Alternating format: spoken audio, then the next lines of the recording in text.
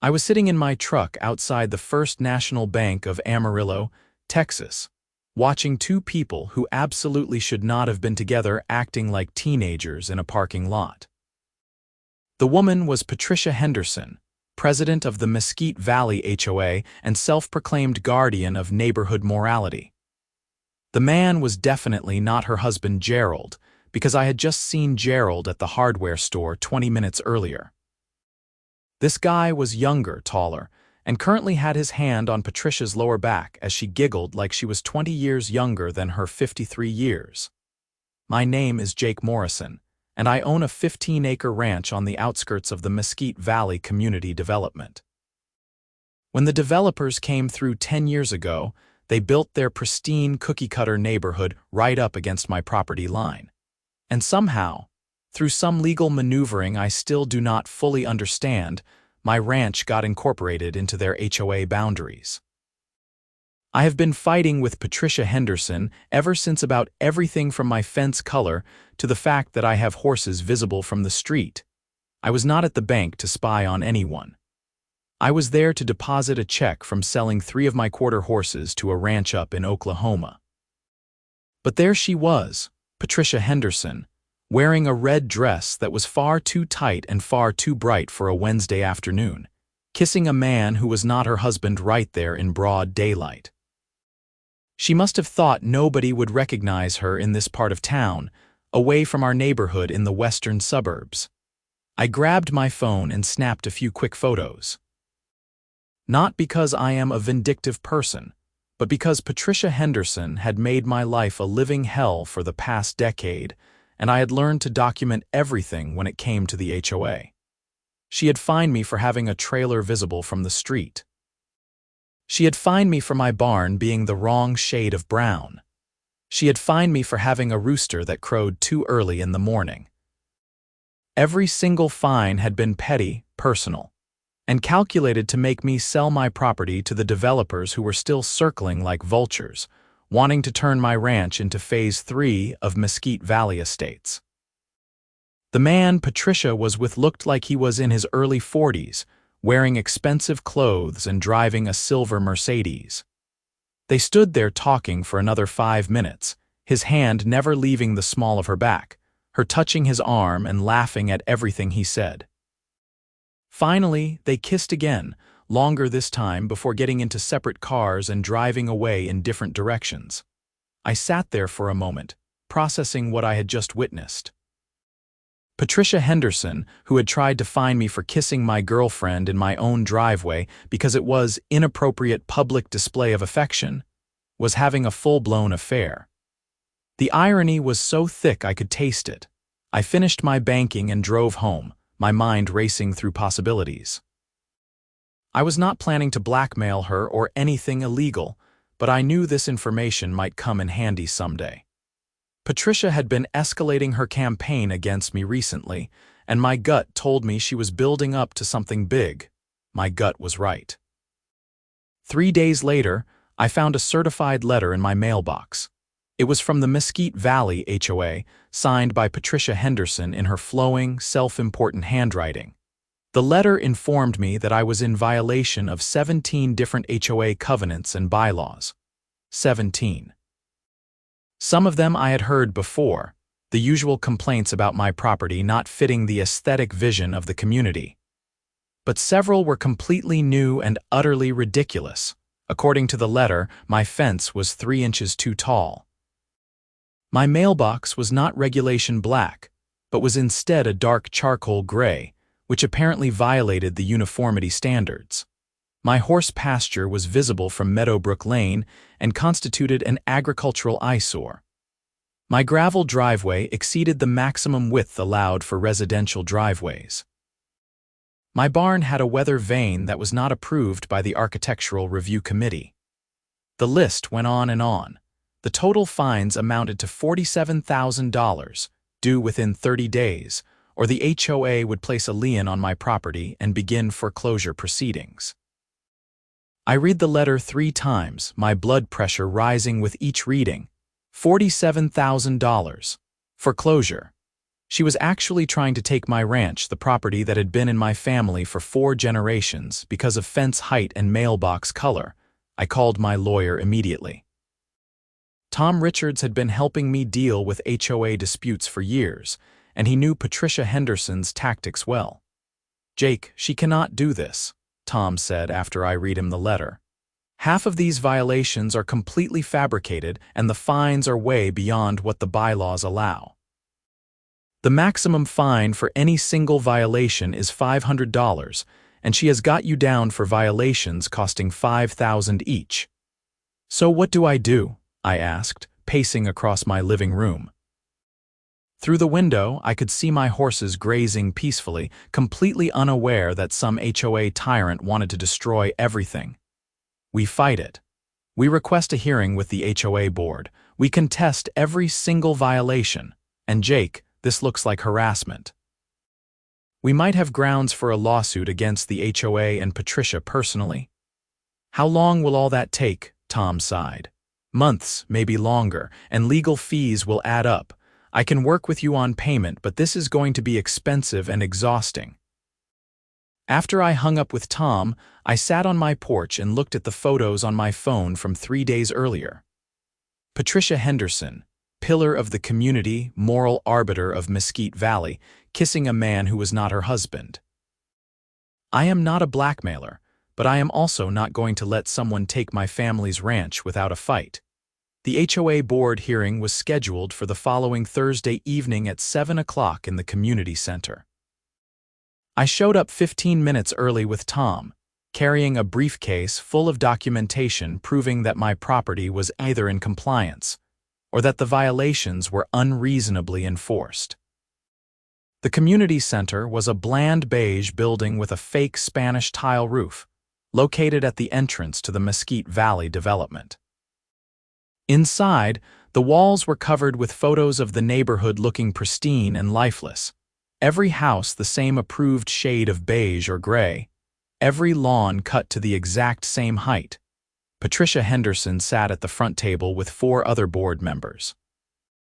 She was wearing a navy blue business suit and had her hair pulled back severely, looking every bit the authoritative figure she imagined herself to be. When she saw me walk in, her lips tightened into a thin line. She knew I was not going to just roll over. "Mr.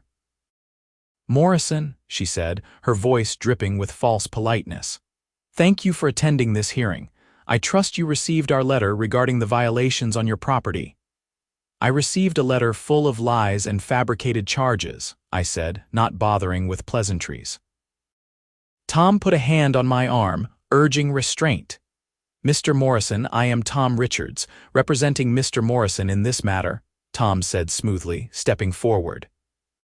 "We are here to contest each and every violation listed in your letter, and to raise serious concerns about the manner in which this HOA has been targeting my client's property." Patricia smiled coldly. "Mr. Morrison's property has been a blight on this community for years. We have tried to work with him, but he refuses to comply with even the most basic standards. This board has a responsibility to all the homeowners in Mesquite Valley to maintain property values and community standards. My ranch was here 50 years before your development existed," I shot back. "Your community built up around me, not the other way around. Nevertheless, your property is within HOA boundaries and you are subject to our covenants and bylaws," Patricia said. She was enjoying this. I could see it in her eyes. This was personal for her, and I was about to find out just how personal. For the next 90 minutes, Tom methodically went through each violation, providing photographic evidence, measurements, and references to the actual HOA bylaws, showing that either the violations did not exist or the fines were grossly inflated. The other board members, who had always seemed intimidated by Patricia, started looking uncomfortable. One of them, a retired accountant named Bob Winters, kept glancing at Patricia with increasingly skeptical expressions. "Furthermore," Tom continued, "the HOA bylaws clearly state that the maximum fine for any single violation is $500, not $5,000. The total fine amount in your letter is not only excessive but actually illegal under the HOA's own governing documents. Patricia's face was getting red. The board has the authority to assess fines as we see fit to maintain community standards. No, actually you do not, Tom said, sliding a copy of the bylaws across the table. It is right there in Section 7, Paragraph 3. You are bound by your own rules, Mrs. Henderson. This hearing is about Mr. Morrison's violations, not about interpreting bylaws, Patricia snapped. Actually, this hearing is about both, Bob Winters spoke up. Tom, can I see that section you are referencing? Tom handed him the document and Bob read it carefully, his frown deepening. Patricia, he is right. We cannot fine more than $500 per violation, and even then we need documented evidence and photographic proof with dates. We have evidence, Patricia said quickly. Then let us see it, Bob said. Patricia shuffled through papers, clearly not expecting to be challenged by her own board. She produced a folder with photographs, but as Bob and the other board members looked through them, it became clear that the evidence was thin at best. The photos of my fence showed it at a normal height. The picture of my mailbox showed it was basically the same color as every other mailbox on the street. The photo of my pasture was taken from an angle where you could barely see my property. Patricia, this is not sufficient evidence for $47,000 in fines, Bob said quietly. This is not even evidence for $5,000 in fines. His property is a problem, Patricia insisted, her voice rising. Everyone in the neighborhood complains about it. I have lived here for 8 years, and I have never heard anyone complain about Jake's ranch except you. Another board member, Linda Santos, spoke up.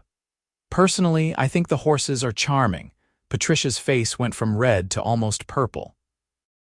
This board gave me the authority to enforce standards, and that is what I am doing.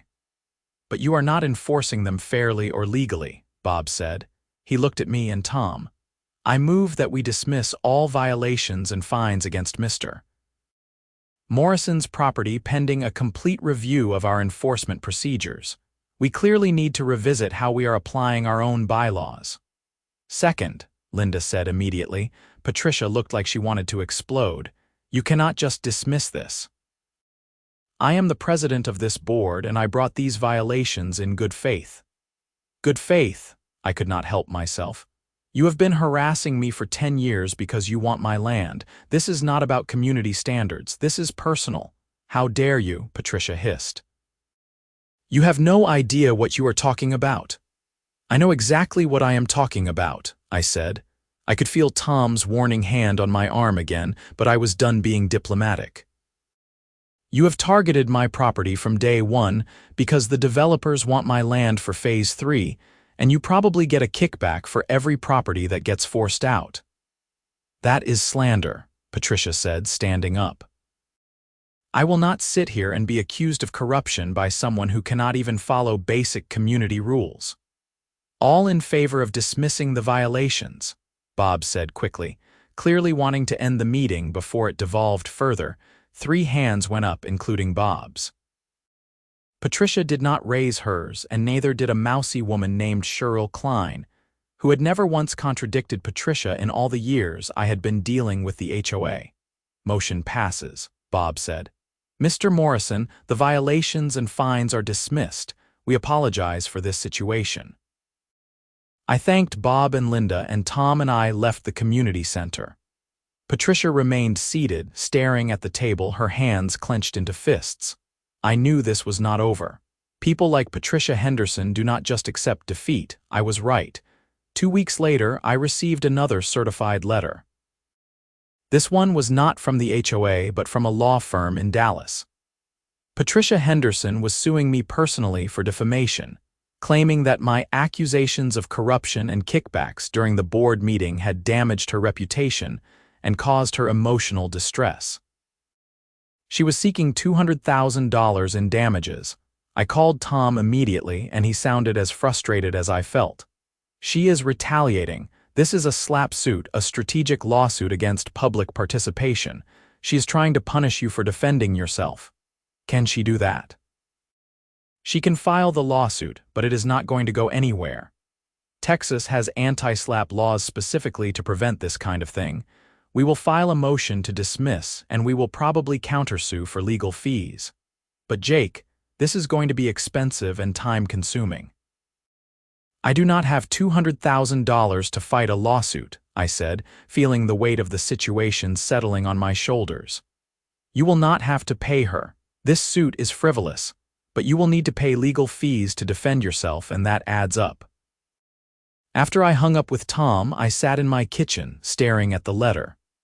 Patricia Henderson was trying to destroy me, and I could not figure out why she hated me so much. Sure, my property did not fit the perfect suburban aesthetic, but it was not like I was running a junkyard. I kept my ranch clean and well-maintained. My horses were healthy and well cared for. My barn was in good repair. I was a good neighbor. Then it hit me.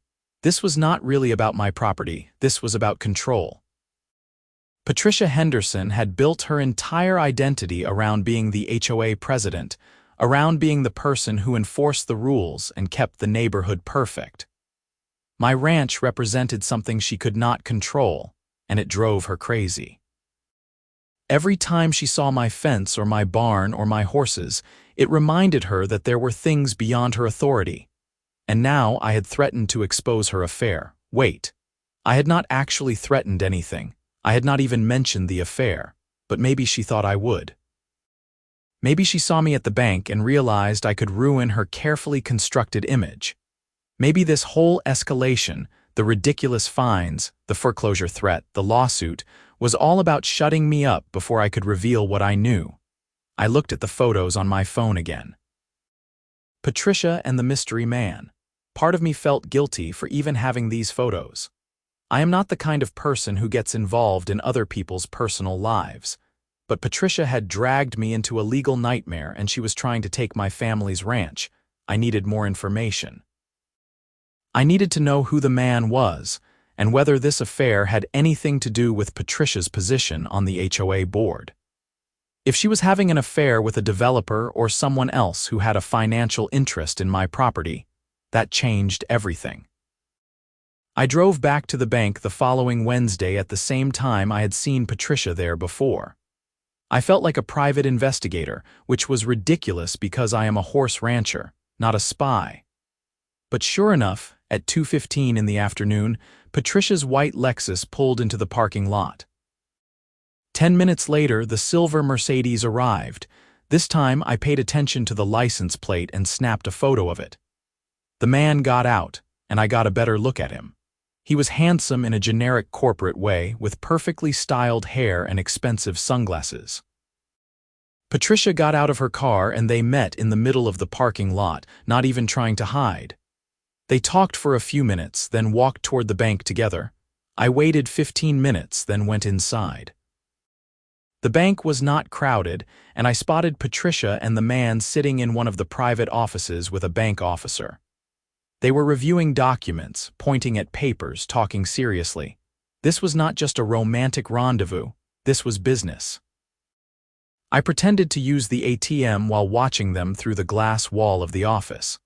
After about 20 minutes, they finished their meeting, shook hands with the bank officer, and left together. I immediately walked over to the office. "Excuse me," I said to the bank officer, a young woman with a name tag that read Jessica.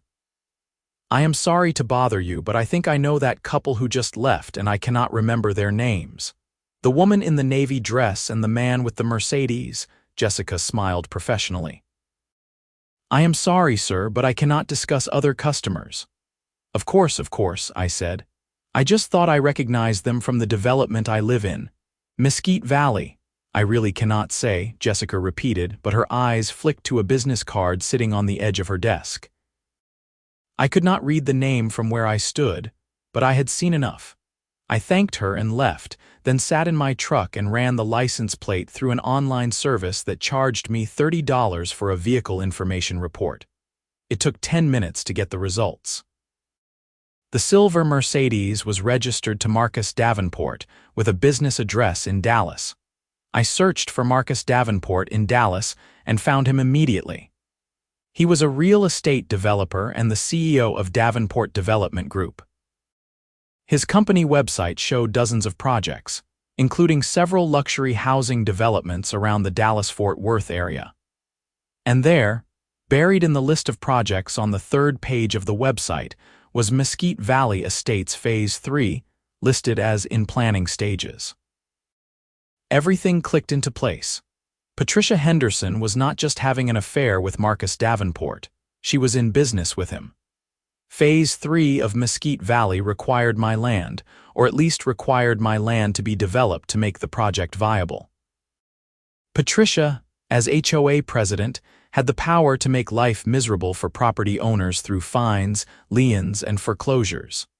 She had been trying to force me out so Davenport could acquire my land. And now she was suing me for defamation because I had essentially accused her of exactly what she was doing. I drove straight to Tom's office and showed him everything I had found. Tom looked at the photos, the license plate report, and the website information, his expression growing more serious with each piece of evidence. "Jake, this is huge," Tom said. "If Patricia Henderson has a financial interest in forcing you off your property, that is a conflict of interest at minimum and potentially fraud. We need to dig deeper into this. Have they filed any planning documents with the county for Phase 3? We spent the next 3 hours at the county clerk's office, going through public records. Sure enough, Davenport Development Group had filed preliminary plans for Mesquite Valley Estates Phase 3 6 months earlier. The plans showed 93 new homes on what was currently my 15-acre ranch. The documents listed Patricia Henderson as a consultant on the project. She is getting paid by the developer, Tom said, pointing at a financial disclosure form. She has received $40,000 in consulting fees over the past year from Davenport Development Group. Is that legal? I asked. It depends. If she disclosed it to the HOA board and recused herself from any decisions involving your property, maybe. But if she has been using her position as HOA president to target you without disclosing her financial conflict of interest, that is fraud. And if she has been filing false violation reports to force you into foreclosure, that is potentially criminal.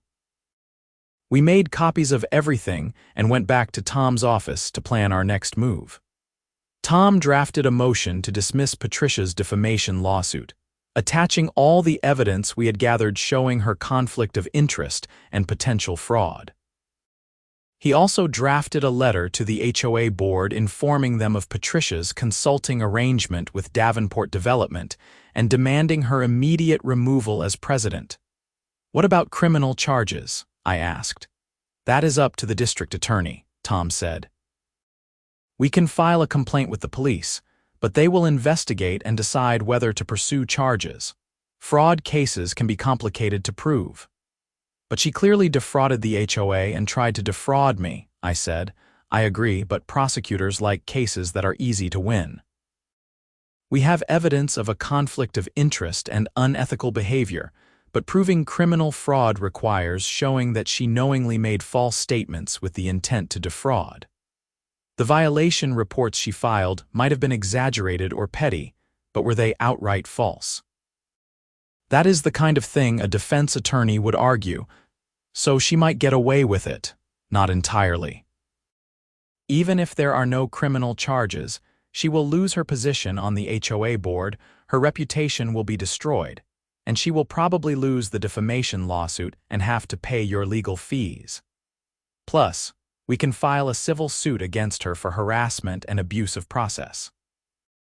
She will pay one way or another. I wanted more than that. I wanted her arrested, but I understood Tom's point. We had to take this one step at a time. Tom filed the motion to dismiss the defamation suit and sent the letter to the HOA board.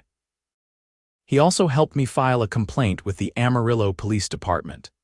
A detective named Sarah Chen took my statement and reviewed all the evidence. She was thorough and professional, asking detailed questions about every interaction I had had with Patricia and the HOA over the past 10 years. "This is concerning," Detective Chen said after reviewing everything. but I agree with your attorney that proving criminal fraud is going to be challenging. What you have here is strong evidence of unethical conduct and conflict of interest. That might be enough for civil penalties, but not necessarily criminal charges. What if there is more? I asked. What if the affair with Davenport is connected to other financial misconduct? If you have evidence of that, I would like to see it, Detective Chen said. But you cannot go investigating on your own. If you think there is criminal activity, you bring it to us and let us handle it. I promised I would, but I was not done digging. Something about this whole situation felt bigger than just one corrupt HOA president and one real estate developer. Patricia had been too confident, too bold. She had filed those outrageous fines knowing they would be challenged, almost like she wanted a public confrontation. Why? The answer came 2 days later when Bob Winters, the HOA board member who had voted to dismiss my violations, called me at home. "Jake, I think you need to know something," Bob said, his voice quiet and nervous. "The board met last night to discuss Tom's letter about Patricia. She resigned immediately, said she was not going to be subjected to a witch hunt based on unfounded allegations." "Good," I said. "She should resign." "But that is not all," Bob continued. "After she left, Linda and I started going through the HOA financial records. Jake, there is money missing, a lot of money." My stomach dropped. "How much?" "We are still trying to figure it out, but it looks like at least $120,000 over the past 3 years. Patricia had sole control of the HOA bank accounts. She was supposed to provide monthly financial reports to the board, but the reports she gave us do not match the actual bank statements. She was embezzling. It looks that way. We have contacted an attorney and we are going to have to bring in a forensic accountant. This is a mess, Jake. The HOA might not even have enough money to cover basic expenses right now." "Have you called the police?" "Not yet. We wanted to be sure before we made serious accusations. But after what you found about her connection to Davenport Development, this all makes sense. She has been stealing from the HOA and trying to push through Phase 3 to make money from Davenport." "Call Detective Sarah Chen at the Amarillo Police Department," I said, giving him her contact information. "She is already investigating Patricia for fraud related to my case. This is connected." Bob thanked me and hung up. I sat there processing this new information. Patricia Henderson was not just a petty tyrant. She was a criminal who had been systematically stealing from the homeowners she was supposed to represent. The next few weeks were chaotic. Detective Chen launched a full investigation into Patricia's activities. A forensic accountant hired by the HOA board confirmed that Patricia had embezzled approximately $137,000 over 3 years, using a combination of fake vendor invoices, inflated expense reports, and direct transfers to her personal accounts. The accountant also found evidence that Patricia had received an additional $60,000 in consulting fees from Davenport Development beyond the $40,000 Tom and I had initially discovered. Marcus Davenport, when contacted by police, claimed he had no knowledge of Patricia's embezzlement from the HOA and that the consulting fees were legitimate payments for community liaison services. His lawyers circled the wagons quickly, and it became clear that Davenport was going to throw Patricia under the bus to protect himself and his company. Patricia was arrested on 6 counts of felony theft and 2 counts of fraud. Her mugshot appeared in the local news, and the story exploded across Amarillo and the surrounding communities. The headline read, "HOA President Arrested for Embezzling Over $130,000 from Homeowners." The article detailed her scheme and mentioned her conflict of interest regarding my property, though it did not mention the affair. That detail was apparently not relevant to the criminal case, though it was certainly relevant to Patricia's family situation. Gerald Henderson filed for divorce 2 days after Patricia's arrest. I actually felt bad for him. By all accounts, he was a decent guy who had been completely in the dark about his wife's activities. He worked as an engineer for an oil and gas company, and traveled frequently, which had probably made it easier for Patricia to carry on her affair and her criminal activities without his knowledge. The defamation lawsuit Patricia had filed against me was quietly dismissed by her attorney. Tom immediately filed a motion for sanctions and legal fees, arguing that the lawsuit had been filed in bad faith as retaliation for my challenging the HOA violations. The judge agreed and ordered Patricia to pay $32,000 to cover my legal expenses. Given that Patricia was facing criminal charges and civil liability to the HOA, I knew I would probably never see that money, but the principle mattered. The HOA board, now led by Bob Winters as interim president, voted unanimously to permanently remove my property from the HOA boundaries. They had consulted with their attorney and determined that since my ranch had existed before the development and had only been included in the HOA through a questionable legal process years ago, they could simply amend the boundaries to exclude my land. I signed the paperwork immediately, relieved to finally be free of the HOA's authority. The criminal case against Patricia moved forward. Her attorney tried to negotiate a plea deal, but the district attorney was under pressure from angry homeowners who had been victimized by her theft. The case went to trial 6 months after her arrest. I attended the trial, sitting in the back of the courtroom and watching the proceedings. Patricia looked smaller somehow, her usual confidence completely gone. The prosecution presented overwhelming evidence of her embezzlement, including bank records, fake invoices, and testimony from the forensic accountant. They also presented evidence of her conflict of interest regarding Davenport Development and her attempts to force me off my property through fraudulent violation reports. The defense tried to argue that Patricia had made mistakes in her record-keeping, but had not intentionally stolen money. The argument fell flat. The jury deliberated for less than 4 hours before returning guilty verdicts on all 8 counts. Patricia Henderson was sentenced to 7 years in prison and ordered to pay full restitution to the HOA in the amount of $137,000. She was also ordered to pay me $65,000 in damages for her harassment and abusive process, on top of the $32,000 in legal fees she already owed me. Marcus Davenport was never charged with any crimes. His company quietly shelved the plans for Mesquite Valley Estates Phase 3, citing changed market conditions. I suspected he had been involved in Patricia's schemes more deeply than he admitted, but without proof, there was nothing anyone could do. He had been smart enough to keep his hands clean, at least on paper. The day Patricia was sentenced, I drove home to my ranch and stood on my porch, looking out at my horses grazing in the pasture. The sun was setting, painting the Texas sky in shades of orange and pink. Everything I had fought to protect was still here, still mine, still in my family. My phone rang. It was Tom. "Hey, Jake," he said. "Just wanted to check in and see how you are doing." "I am good," I said. "Relieved mostly. It is finally over." "It is over," Tom agreed. "You fought the HOA and won. Most people do not have the guts to do what you did." "I just protected what was mine," I said. "You did more than that.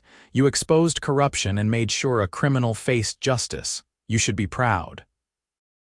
After I hung up with Tom, I walked down to the pasture and stood among my horses.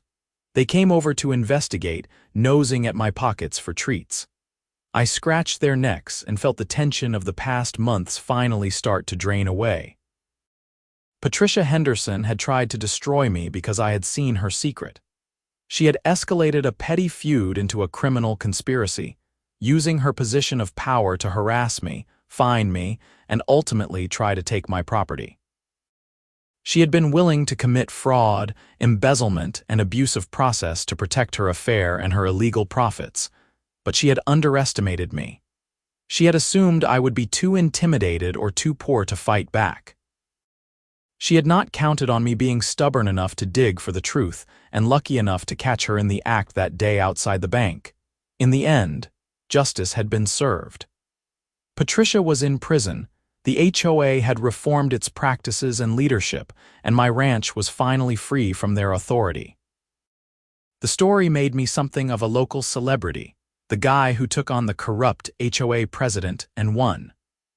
People I barely knew would stop me at the feed store or the grocery store to shake my hand and tell me they had their own HOA horror stories. The attention was nice, but what mattered most was that I could wake up every morning, walk out onto my porch, and know that everything I saw was mine without any threat hanging over it. No more violation notices, no more fines, no more Patricia Henderson. 6 months after the trial, I was working in the barn when a car pulled up my driveway.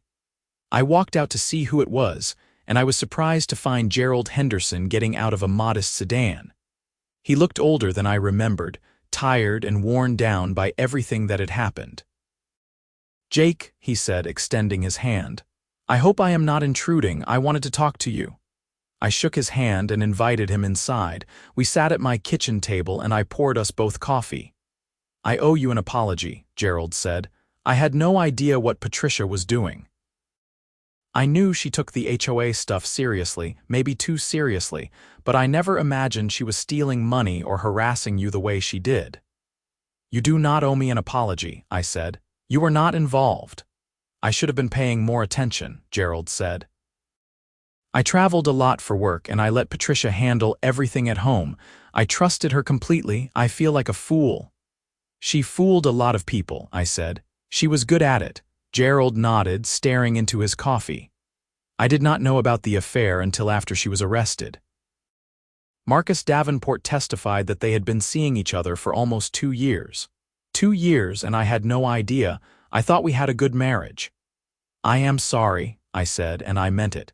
Gerald had lost everything because of Patricia's actions, and he was innocent in all of this. "I came here to tell you something," Gerald continued. "Patricia sent me a letter from prison. She asked me to pass along a message to you, though I do not know why I am doing this. She said to tell you that she is sorry. She said she got in over her head and made terrible choices, and you did not deserve what she put you through." I sat there absorbing that. Patricia Henderson, after everything, was apologizing. "Did she really say that, or are you saying it for her?" I asked. Gerald pulled a folded letter from his pocket and handed it to me. "Read it yourself." I unfolded the letter and read Patricia's handwriting. It was surprisingly humble, completely different from the authoritative tone I had always associated with her. She wrote that she had been wrong, that she had let greed and ego consume her, that she had betrayed everyone who trusted her. She wrote that she understood why I had exposed her and that she did not blame me. She wrote that she hoped someday to earn forgiveness, though she knew she did not deserve it. I refolded the letter and handed it back to Gerald. "Tell her I received the message. I appreciate the apology, but I cannot forget what she did. She tried to take everything from me." "I understand," Gerald said. "I cannot forget either. I am selling the house and moving to Houston to be closer to my sister. I need a fresh start somewhere that does not remind me of all of this." We talked for a while longer, two men whose lives had been upended by Patricia Henderson's choices. When Gerald left, I watched his car disappear down the driveway and I felt a strange sense of closure. Patricia had apologized. Gerald had moved on. The story was truly over. Life returned to normal after that. I worked my ranch, trained my horses, and enjoyed the quiet. The new HOA board, led by Bob Winters, ran the community without drama or corruption. They even invited me to a neighborhood barbecue that summer, a gesture of goodwill to show there were no hard feelings now that Patricia was gone. I went and met my neighbors properly for the first time in years. They were good people, hard-working families who just wanted to live in a nice community. Patricia had used their trust to enrich herself, and they were still recovering from that betrayal. One evening about a year after Patricia's sentencing, I was sitting on my porch when I noticed a car slowing down on the road that bordered my property. It stopped, and a woman got out and walked toward my fence. She was in her 30s, dressed professionally and carrying a notebook. "Excuse me," she called out. "Are you Jake Morrison?" "I am," I said, walking down to meet her at the fence. "My name is Rachel Torres. I am a reporter with the Dallas Morning News. I am doing a story about HOA corruption and abuse of power, and your case with Patricia Henderson keeps coming up as one of the most egregious examples. Would you be willing to talk to me?" I hesitated. I had told this story so many times to so many people, and part of me was tired of reliving it. But another part of me knew that HOA abuse was a widespread problem, and that sharing my experience might help other people who were going through similar situations. "Sure," I said. "Come on up to the porch." Rachel interviewed me for over an hour, asking detailed questions about everything that had happened. She was particularly interested in how I had discovered Patricia's affair, and how that had led to uncovering her financial crimes. "Do you think you would have kept fighting if you had not seen her with Marcus Davenport that day?" Rachel asked. I thought about it. "Honestly, I do not know. The legal fees were piling up and I was exhausted. Catching her with Davenport made me realize there was something bigger going on. It gave me a reason to keep digging." "And if you had not kept digging, she might have gotten away with it," Rachel said. "Probably," I admitted. "She was good at hiding what she was doing. It took a forensic accountant months to unravel all her financial schemes." Rachel's story ran in the Dallas Morning News 2 weeks later. It was a long investigative piece about HOA corruption across Texas, featuring my case prominently, but also detailing dozens of other examples of HOA boards abusing their power. The article sparked a conversation about HOA reform and led to several state legislators proposing new laws to increase oversight and accountability for homeowner associations. I was invited to testify before a state legislative committee studying HOA reform.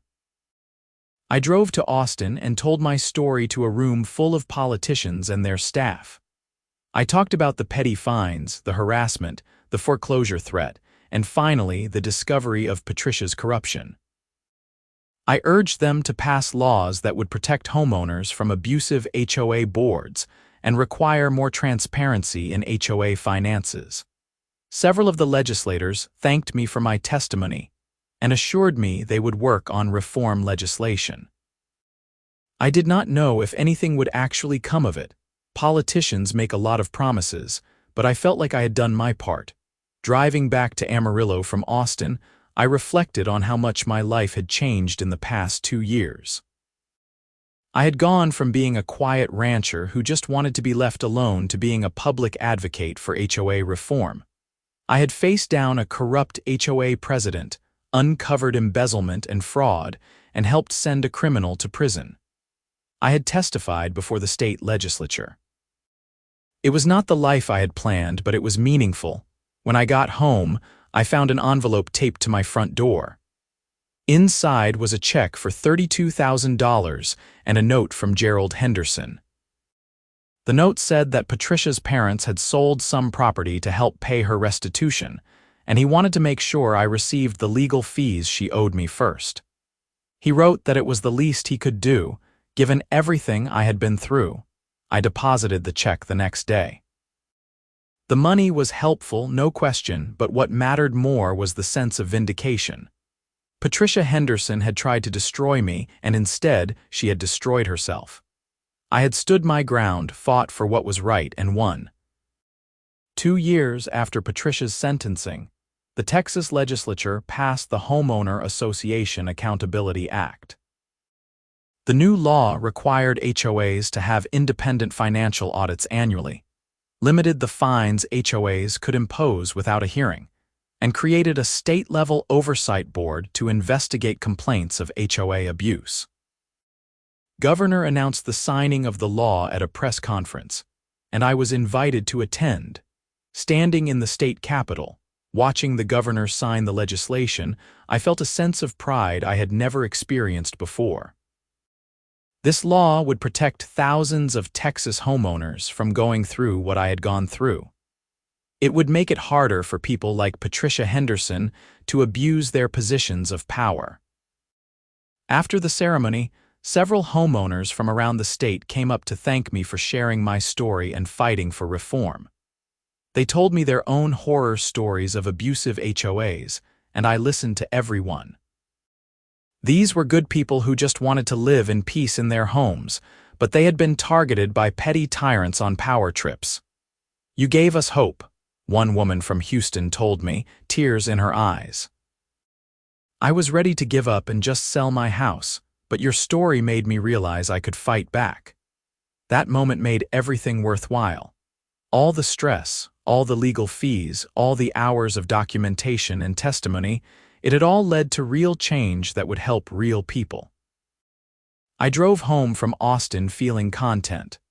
My fight with Patricia Henderson had started as a personal battle to save my ranch, but it had become something much bigger.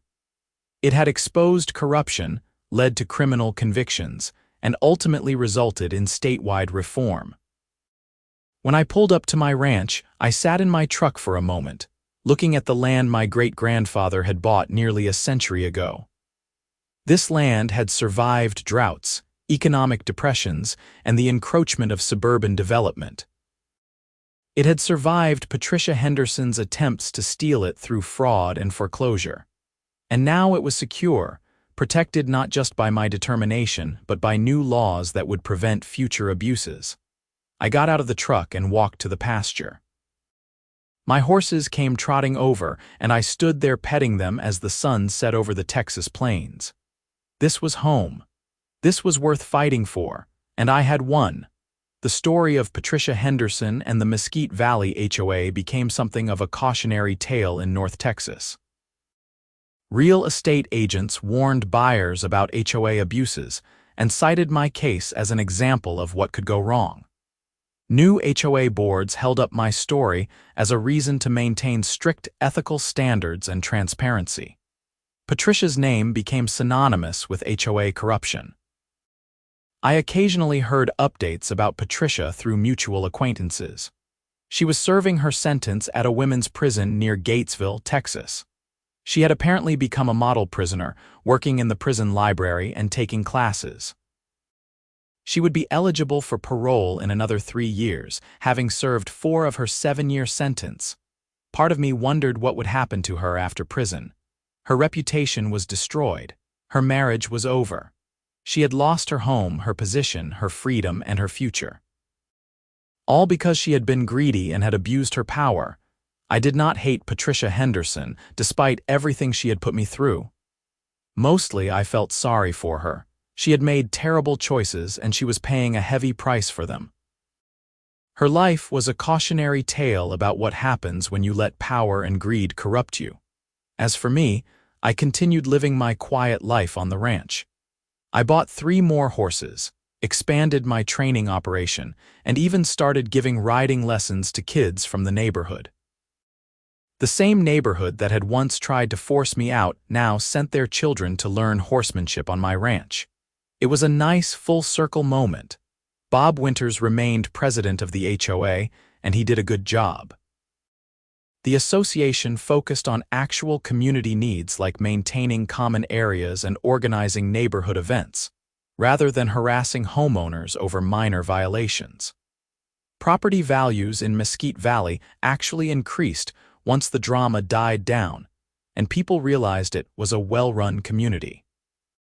3 years after Patricia's conviction, I received a letter forwarded through Tom's law office. It was from Patricia, written from prison. She asked if I would be willing to visit her. She said she wanted to apologize in person and explain why she had done what she did. I thought about it for a week before deciding to go. I was curious, I admit, about what she would say. Tom advised me to be careful, to remember that Patricia was a convicted fraudster who was skilled at manipulation, but I figured there was no harm in hearing her out. The drive to Gatesville took about 5 hours. The prison was a sprawling complex of bland buildings surrounded by fences and guard towers. I went through security, was processed as a visitor, and was led to a visiting room with tables and chairs bolted to the floor. Patricia walked in a few minutes later wearing a gray prison uniform. She looked older, thinner, and completely different from the imperious HOA president I had known. She sat down across from me, her hands folded on the table. "Thank you for coming," she said quietly. "I was not sure you would." "I was not sure I would either," I said. We sat there for a moment in awkward silence. Finally, Patricia spoke. "I need you to understand that I am not making excuses for what I did. I was wrong and I hurt a lot of people, including you, but I want to explain how it happened, how I ended up here." I nodded and she continued. "When I became HOA president, I loved it. I loved having authority and being important.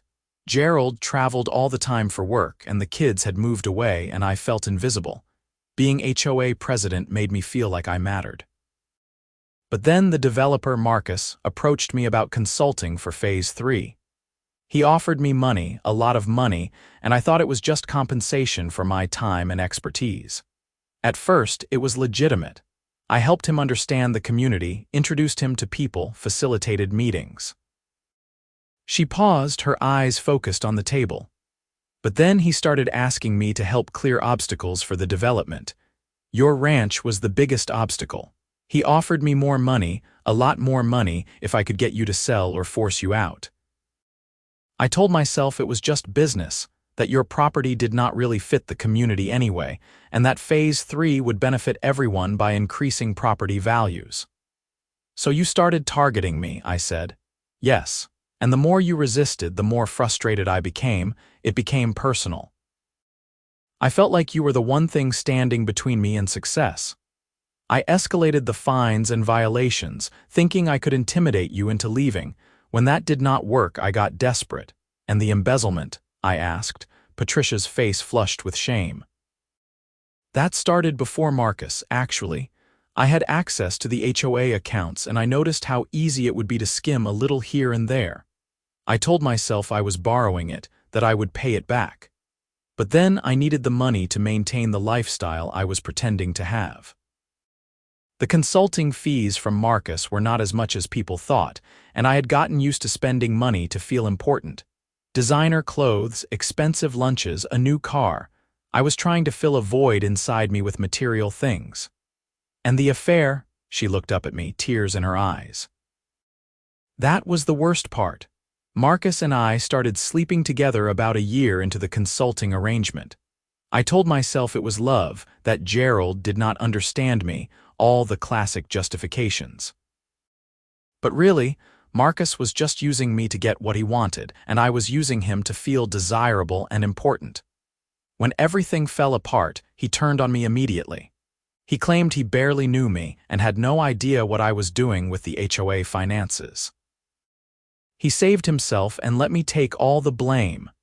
"Did he know about the embezzlement?" I asked. "I do not think so," Patricia said. "That was separate from our business dealings, but he knew I was using my position to target you unfairly. He encouraged it. He wanted your land, and he did not care how he got it." We talked for another 30 minutes. Patricia answered all my questions honestly, or at least as honestly as I could verify. She expressed genuine remorse for what she had done, though I knew that remorse was easier in prison after being caught than it would have been beforehand. As I was preparing to leave, Patricia said, "I saw the news about the HOA reform law. I am glad something good came out of this mess. I hope other homeowners will not have to deal with someone like me." "That is the goal," I said. "Jake, can I ask you something?" Patricia said. "If you had not seen me with Marcus that day at the bank, would you have eventually sold your ranch? Would I have one?" I thought about it. "No. That ranch has been in my family for 4 generations. I would have fought you to the end, no matter what it cost me. My great-grandfather built that ranch from nothing. I was not going to be the one who lost it." Patricia nodded slowly. "Then I never had a chance, did I? I thought I could break you, but you were always stronger than me."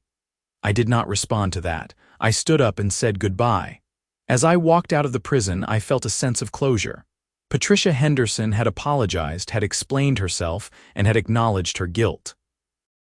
It did not change what she had done, but it helped me understand the human being behind the crimes. Driving home, I thought about how differently things could have turned out. If I had not gone to the bank that day, I might never have discovered Patricia's affair with Marcus Davenport. Without that discovery, I might not have investigated further and uncovered the embezzlement and fraud. Patricia might have succeeded in forcing me off my land, or at least made my life so miserable that I eventually gave up. But that was not what happened. I had been in the right place at the right time, had been stubborn enough to fight back, and had been lucky enough to find evidence of her crimes. Justice had been served. When I got home, I stood on my porch and looked out at the ranch as the sun was setting. Everything was peaceful. The horses were grazing contentedly. The barn stood solid and well-maintained. The fence that Patricia had once claimed was 3 inches too tall marked the boundaries of my property that was now secure and free from HOA control. I had discovered the HOA president's secret affair, and she had tried to foreclose my ranch in revenge, but I had fought back, exposed her corruption, and won. My land was safe. Justice had been served. And the laws had been changed to protect other homeowners from going through what I had experienced. It was a good ending to a difficult chapter of my life. I went inside, made dinner, and sat down to watch the evening news. Life was good. The fight was over. And I could finally just be a rancher again, living in peace on my family's land.